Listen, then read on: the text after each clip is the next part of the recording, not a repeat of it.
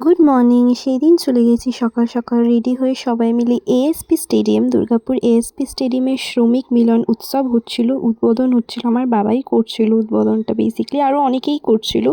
আমরা সেই সেজেগুজে চলে এসেছি। সেখানে বিভিন্ন রকমের প্রোগ্রাম হচ্ছিল, নাচ গান, আবৃত্তি, কুইজ, গেমসও আছে, স্পোর্টসও হচ্ছিল, অনেক কিছু। আর শিবাঙ্কেও নিয়ে চলে এসেছি, ও আর কী করবে ঘরে।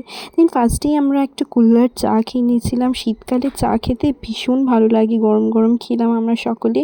তারপরে এটা প্রতি বছরই হয়, আমরা যাই এই পিকনিকটা। এটা একটা শীতকালে পিকনিক কাইন্ড অফ থিং। আর এটা দেখুন দীপশিখা ধর, ইনি অনেক ফেমাস একজন পলিটিশিয়ান, যারা জানে সে বুঝবে।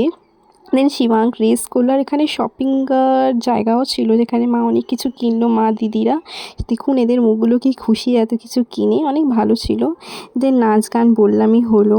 আর এটা প্রতি বছরই হয়, এটা মানে একটা পিকনিক টাইপের থিং হয়, মানে শীতকালে তো পিকনিক করতেও ভালো লাগে।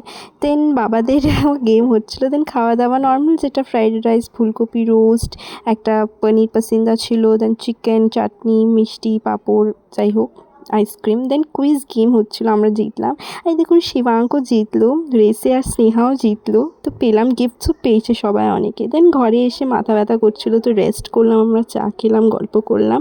এই ছিল আজকের ব্লগ।